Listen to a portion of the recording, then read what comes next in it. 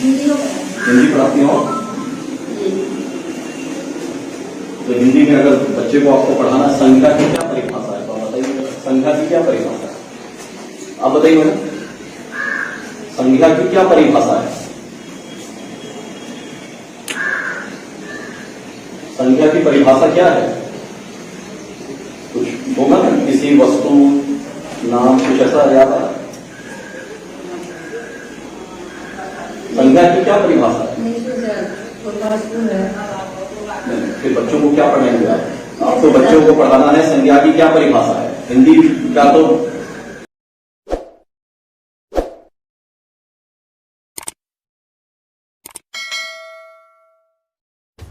बिहार में शिक्षा विभाग गुणवत्तापूर्ण शिक्षा का दावा करती है। अच्छी शिक्षा का सूबे में विभाग लाख दावा कर ले, लेकिन जमीनी हकीकत कुछ और है। अभी हाल में ही नालंदा के वायरल बॉय सोनू ने मुख्यमंत्री नीतीश कुमार के सामने सरकारी शिक्षा व्यवस्था का पोल खोल चुका है। वहीं अब शिक्षा विभाग के दावे का सच सहरसा में खुला है, जहां शिक्षिका को संख्या और पर्यायवाची शब्द के बारे में पता ही नहीं था। सहरसा के जिलाधिकारी आनंद शर्मा जिले के सोनवर्षा राज प्रखंड के मेना मध्य विद्यालय निरीक्षण करने पहुंचे थे। विद्यालय पहुंचते ही डीएम साहब शिक्षक के भूमिका में आ गए और मध्य विद्यालय मेना में शिक्षिका से सवाल करने लगे, जिसका एक भी जवाब वहां के उपस्थित दोनों शिक्षिकाओं में से कोई एक भी जवाब नहीं दे पाया। गुरु जिसे छात्रों को पढ़ा लिखा कर शिक्षित बनाना होता है, वो छात्र की भूमिका में खड़ा था और टीचर डीएम साहब थे, लेकिन शिक्षिका जिलाधिकारी के एक भी सवाल का जवाब नहीं दे पाई। इस दौरान डीएम ने क्लासरूम में मौजूद दोनों शिक्षिका से उनके सब्जेक्ट के बारे में पूछा। उन्होंने अपना सब्जेक्ट हिंदी बताई। फिर क्या था, जिलाधिकारी ने क्लासरूम में मौजूद दोनों शिक्षिका से हिंदी विषय में ही पहला सवाल संख्या का परिभाषा पूछ डाला, जिसका जवाब वहां मौजूद दोनों शिक्षिका नहीं दे पाई। फिर जिलाधिकारी ने दूसरा सवाल, कमल फूल का 3 पर्यायवाची शब्द क्या होता है, इसका भी जवाब दोनों शिक्षिका नहीं दे पाई। उसके बाद जिलाधिकारी ने पर्यायवाची शब्द क्या होते हैं पूछे, लेकिन तीनों ही सवाल में दोनों शिक्षिका बंगला की ओर झांकने लगे। दोनों शिक्षिकाओं में से किसी एक ने भी जिलाधिकारी आनंद शर्मा के किसी भी सवाल का जवाब नहीं दे पाई। इस दौरान जिलाधिकारी के साथ वहां मौजूद जिला शिक्षा पदाधिकारी को जिलाधिकारी आनंद शर्मा ने कहा कि इन्हें खुद पता नहीं तो बच्चों को क्या पढ़ाएगी। अब सवाल उठता है कि जिस शिक्षक और शिक्षिकाओं को पढ़ा लिखा कर बच्चों को देश का जिम्मेदार नागरिक बनाना होता है, वो ही शिक्षित नहीं है तो बच्चों को क्या पढ़ाएंगे।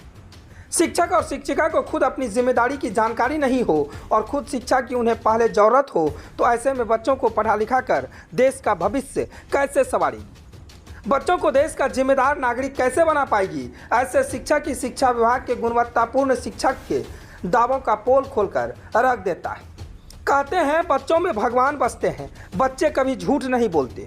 नालंदा के एक बच्चे ने इसी कहावत को चिरतार्थ कर दिखाया था। नालंदा का हरनौत प्रखंड अंतर्गत नीमाकोल गांव में क्लास 6 के पढ़ने वाले छोटे से बच्चे सोनू कुमार ने मुख्यमंत्री नीतीश कुमार से हाथ जोड़कर सरकारी स्कूल की जगह प्राइवेट स्कूल में नामांकन कराने की गुहार लगाई थी, जिसका वीडियो सोशल मीडिया पर काफी वायरल हुआ था।